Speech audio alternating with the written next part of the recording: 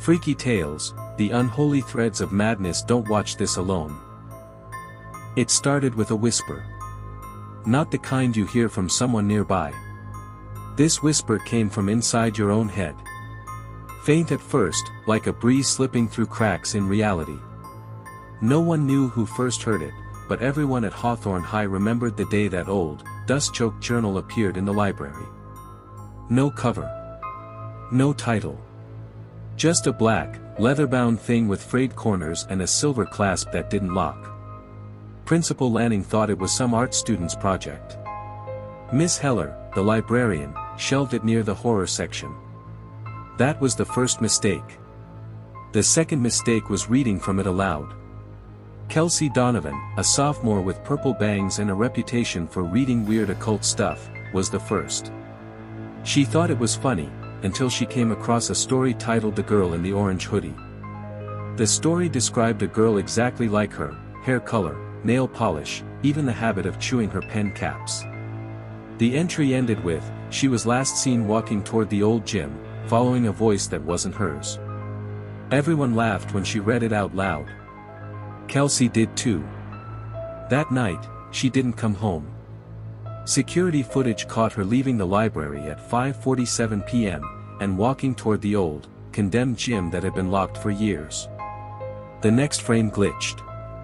In the one after that, she was gone. Just gone. Police searched for days. Dogs barked but wouldn't enter the gym. They said the scent stopped right at the door. No forced entry. No footprints. Just an eerie silence and a lingering smell like burned fabric and old teeth. Kelsey's friends tried to laugh it off, but one of them, Juno, started having nightmares. About a hallway that stretched forever, lined with lockers that pulsed like veins. At the end, a girl in an orange hoodie stood with her back turned, twitching. The moment Juno tried to speak, the girl would whip around, but her face was just a screaming, bleeding hole. Juno stopped sleeping. Then she stopped speaking. She just sat in the back of the class, staring at nothing, lips moving as if silently reading. And that's when others began to notice something wrong with the journal. New entries appeared. No one saw anyone write them. But they were dated, current. Each one described another student in chilling detail, ending with a sinister twist. Some were minor, a nosebleed that never stopped, a voice that whispered during lunch. Others were worse, missing pets, spontaneous fires, people forgetting their own names. The school tried to get rid of the journal. They locked it in a supply closet. It showed up on a desk the next morning. They threw it in the trash. It reappeared on a library shelf. Someone burned it, and it came back, darker than before, the pages bleeding ink. Then one day, someone opened the journal and found a blank page. At the top, their own name was written. Locker 47 hadn't been assigned to anyone in years. Its metal door was rusted shut, sealed by layers of paint and time. It sat in the farthest end of the East Wing hallway, an unused part of Hawthorne High everyone avoided. The flickering lights above it never stayed fixed, no matter how many times maintenance replaced the bulbs. The hallway always smelled damp, like wet dirt and iron. After Kelsey's disappearance, more students began whispering about Locker 47. Some said they heard tapping from inside. Others claimed they'd seen something peeking through the narrow vents, something pale and wet, like skin stretched too tight. No one dared get close. Except for Anthony Reed. Anthony was the class skeptic. He didn't believe in ghosts or demons or cursed books. He made a TikTok challenge mocking the journal, daring people to spend 5 minutes in front of Locker 47 after dark. "I'll bring snacks," he joked. "Maybe the ghost's hungry." He streamed the whole thing live. At 10:04 p.m., Anthony entered the East Wing. Alone. He sat cross-legged in front of Locker 47, munching on chips, laughing at the comments scrolling by. At 10:06 p.m., he knocked on the locker. "Hey, you in there? I brought Doritos." At 10:07, something knocked back. 3 sharp taps. Anthony blinked, startled. Okay, that was cool. Who's messing with me? He stood and shook the locker. Nice prank. You got me. But when he tried to walk away, the lights snapped off, completely. The screen went black. All that could be heard was Anthony's voice, trembling now. Guys? Guys, this isn't funny. Then the scratching started. Faint at first. Like nails dragging along metal from inside. Then louder. Desperate. As if something was trying to claw its way out. The screen flickered once. Viewers caught a single frame, just one, but it went viral. In that frozen moment, something was visible behind Anthony. A face, pressed against the slats of locker 47. Its eyes were too wide. Its mouth hung open in an endless scream. And its fingers, long and skeletal, were reaching through the vents. Then the stream cut out. Anthony was never found. The next morning, the janitor found his phone lying in front of locker 47, screen cracked and smeared with blood. The locker door was ajar, just a hair. And that's when the school tried to weld it shut. They even brought in specialists to seal it with reinforced steel. But every morning, it creaked open a little more. And the scratches? They spread. Across nearby lockers. The floors. Even the walls. Now, if you walk by late at night, you'll hear breathing. But it's not yours. And sometimes, if you listen closely enough, a voice whispers from inside. Let me out. I'm almost ready. When Mrs. Gracie didn't show up for class, no one really cared. She was old, cranky, and smelled like dust and peppermints. Rumor was she finally retired, or died in her sleep. Either way, the class celebrated her absence. Then came Ms. Bellamy. She arrived the next day, no prior notice, no credentials. Just walked in mid-period, smiled wide, and started teaching like she'd always been there. Tall, too tall, with jet black hair that never moved, and skin that looked tight, like it was clinging too closely to the bone beneath. Her voice was soft, melodic, but hollow, as if echoing from a deep, empty place. Students were drawn to her. And terrified of her. No one remembered what subject she taught. She wrote on the board in perfect cursive, but when students looked away and looked back, the words were gone, like chalk that never existed. She smiled constantly, never blinking, never breaking eye contact. Her eyes didn't glint like normal eyes. They absorbed light. Then strange things began happening. First, Mason Cortez. He was joking around, mocking her behind her back, making fun of her smile. He looked up mid-laugh and froze. She was standing right beside him. No one had seen her move. She whispered something to him, so softly no one else heard. Mason didn't come back to school. His parents said he hadn't left his room in days. He'd covered all the mirrors in the house. When his mom finally forced her way in, she found him huddled in the corner, gouging at his face, whispering. She smiled with my face. She took my smile. Then there was Amber, who tried to record Ms. Bellamy on her phone. The footage glitched and stuttered. Her face was always blurred, her smile always perfect. But when Amber paused the video at the right moment, just between frames, she saw it. Not a smile. A mouth open too wide, stretching far beyond human anatomy. The skin tore at the cheeks, revealing rows of needled teeth. And in the frame after that, she wasn't looking at the camera. She was looking at Amber. Amber deleted the video. But it didn't matter. That night, her parents woke up to her laughing. But it wasn't her laugh, it was too deep. Too wrong. She was standing in front of her vanity mirror, tracing her lips with a razor blade, whispering. This smile doesn't belong to me anymore. The next day, Ms. Bellamy handed out pop quizzes. Every student's name was already filled in. The questions weren't about math or history, they were questions like: what does it feel like to be hollow? How long can you scream before someone hears you? Do you know what lies behind your reflection? At the bottom was one final statement: if you answer wrong, I'll wear your face next. No one dared hand it in. And by the end of the day, Miss Bellamy was gone. But the next morning, in every mirror on the east wing, her smile was still there. Waiting. They say if you wake up at exactly 3:33 a.m., don't open your eyes. Especially not in room 2B. That was the room where Gavin Lee had detention after hours, long after the janitors had finished and the halls had gone cold.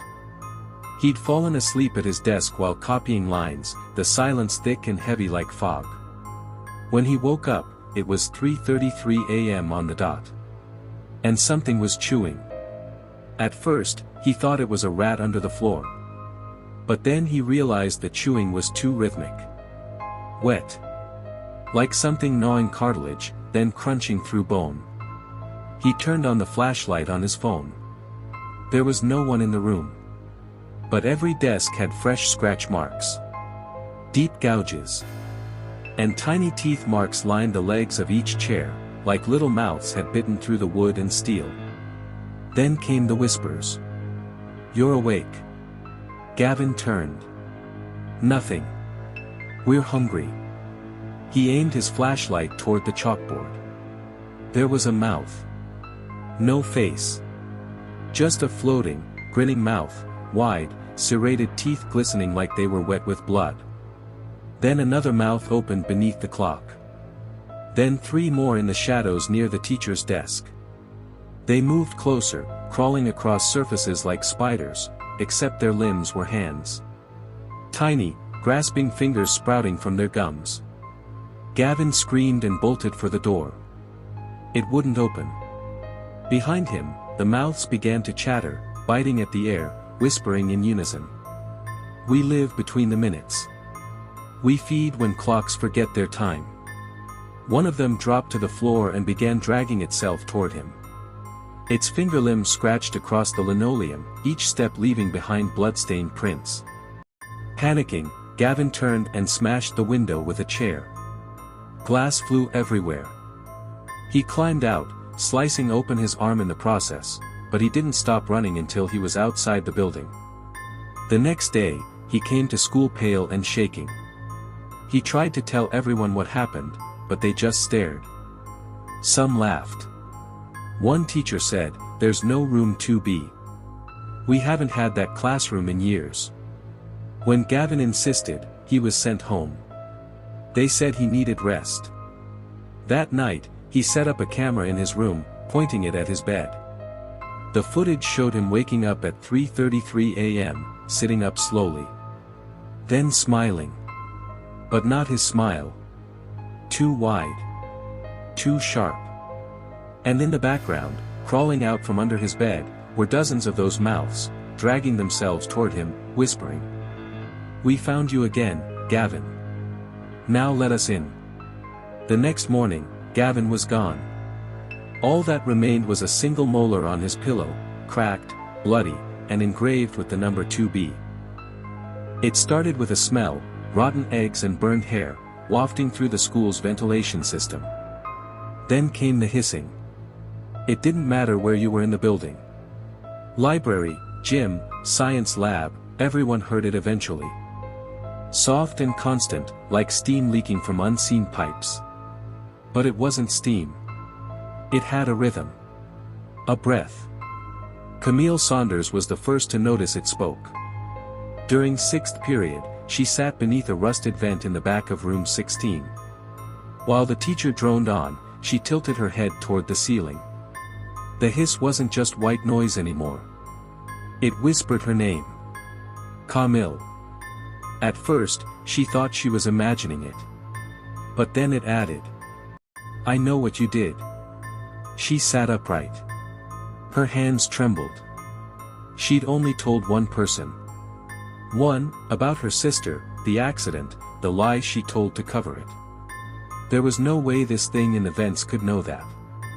The whispers grew more personal over the next few days. Not just for Camille. Everyone had secrets, and the vents started leaking them. Confessions that had never been spoken aloud echoed through hallways. Entire classes would fall silent as someone's shameful past hissed down from above in a voice just close enough to their own. The school counselor resigned after her affair with a student's father was hissed over the intercom, though no one had touched the controls. Principal Derry was hospitalized after the vents screamed his social security number and home address for 20 minutes straight during a fire drill. No one could explain it. Maintenance tried sealing off the vents. They filled them with foam, boarded them with sheet metal, even cut the electricity in certain wings. But still, every morning, the hissing came back louder. Angrier. Camille stopped coming to school. Said the voice followed her home. "It's in my walls now," she told her friend over FaceTime, eyes wide with exhaustion. "It knows everything. Even things I forgot." Then she turned her phone toward her vent. There was something inside. A shape, thin and sinewy, moving behind the grating. Two glowing points of light stared out. The call ended there. Her parents found her 2 days later in her bedroom, curled beneath her desk. Her ears were filled with blood. Scratched into the drywall above her bed, in long, jagged lines, were the words. "No secrets in the air. Only truth. Only me." The school tried to pretend it wasn't happening. But everyone knew. Now, when a student disappears, everyone listens harder. If you sit very still during math class or stay too long after school, you'll hear the hissing crawl closer, the vents breathing just above you. And if it ever whispers your name, don't answer. It's not calling for help. It's calling to collect. No one knew her name. She was just the new girl, sitting alone in the farthest corner of the art room, never speaking, never looking up, just drawing. She arrived mid-semester without warning. No file. No class schedule. Teachers called her a transfer. But no one had seen her parents. No one saw her come or go. She simply appeared every morning, already in her seat, charcoal in hand, scribbling across black paper. And what she drew was wrong. She didn't sketch flowers or sunsets or classmates. She drew corpses. Not movie monsters. Realistic. Disturbingly so. Students recognized their own dead relatives in her art, grandparents with missing jaws, uncles bloated with rot, siblings lost to accidents or illness. Each portrait had the same detail. Eyes scratched out.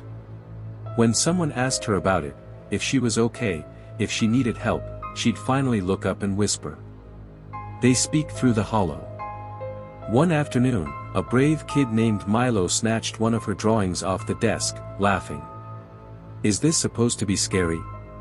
It was a picture of a man slumped in a bathtub, wrists open, eyes bleeding. Beneath it, scrawled in smudged ink. "He still feels the water." He crumpled the page and tossed it aside. That night, Milo drowned. Not in a pool.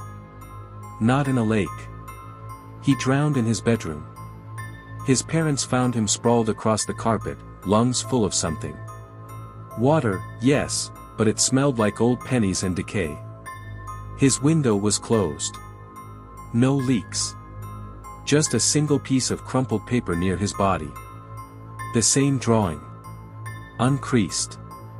Unripped. Intact. The new girl kept drawing. Soon, she filled sketchbooks with horrifyingly accurate scenes, students mutilated, teachers dismembered, the halls of the school submerged in black fluid. And always, always, the missing eyes. Some tried to destroy her art. Set it on fire. The flames wouldn't catch. Tried tearing it up. The paper bled. One teacher locked a pile of her drawings in a filing cabinet, trying to protect her from herself. The next day, the teacher was found in the supply closet, eyes gouged out, her last breath carved into the door. "I looked too long. Then the drawing started changing. Faces began moving. Slightly, subtly, enough to be noticed if you stared too long. Eyes would twitch. Mouths would part. In one sketch, a boy swore he saw the dead hand reach out, fingers sliding across the page. The girl still never spoke. Until one day, she finally turned to the class and said, "They've seen all of you now." She disappeared that afternoon. Just gone. Her desk empty, her seat cold. But her sketchbook remained. And every morning since, new pages appear, fresh drawings of students who haven't died yet. But will. Because once you're drawn, you're marked. And when she takes your eyes in the sketch, it means they're watching through yours now. The school bell rang at 3:15 p.m. as usual. But this time, it didn't stop. It rang again. Then again. And then, backward. The sound rewound, twisting in on itself, like metal being ripped in reverse. A cold silence fell over the school. Clocks froze. Phones shut off. Lights flickered once, and died. Students looked around, confused. Then someone screamed. Mrs. Loring, the math teacher, was walking backward into the room, her steps unnatural, jerky, like a marionette yanked by invisible strings. Her eyes were blank, her lips moving in reverse speech. Blood trickled up her chin instead of down. More screams echoed from the hall. Principal Derry sprinted by, only he wasn't running away. He was being pulled back, feet scraping across the floor as he vanished into the gym. His screams reversed too, sounding like a child's laugh played backward at high speed. The intercom crackled. Static. Then a voice, faint, slurred, playing in reverse. Snoited knock lanoisnamid retruff nigh. The bell rang again. But this time, it echoed inside everyone's skull. Time fractured. The hallways no longer led where they should. A stairwell dropped into the nurse's office. A supply closet opened into a burning forest. Some students swore they walked through a door and found themselves in yesterday, watching their own selves from a crack in the wall. Then came the thing in the auditorium. No one saw it arrive. They just felt it. It stood on the stage like it had always been there. A mass of flesh and gears, its body shifting between teacher faces, melted school bells, and 1,000 watching clocks. Every few seconds, it would ring, loud and discordant, and someone would vanish in reverse, sucked backward into non-existence. Not dead. Unborn. Their names erased from yearbooks. Their lockers emptied. Even memories of them were dragged back and devoured. Some tried escaping the building. But the exits were gone, looped back into classrooms, staircases that ended in walls, front doors that led back to the basement. Those who fought the loops began to unravel, pieces of them repeating. One boy sobbed on the floor, saying he'd blinked 34 times in a row and couldn't stop. He blinked until his eyes turned to soup. In the heart of the chaos, a group of survivors found the bell room, high in the tower no one remembered existing. Inside, the original bell, massive and rusted black, carved with Latin no one could translate. It rang once more. And time screamed. The survivors looked at each other, bleeding, disoriented, and saw versions of themselves from before and after. One reached out to their younger self. When they touched, they imploded. Only one girl remained. She covered her ears and screamed into the silence, "Stop." And for a moment, it did. Everything froze. She found herself in a normal hallway. Empty. Still. Then the bell above her ticked once more, backward. And her reflection in the trophy case smiled at her, even though she hadn't. END.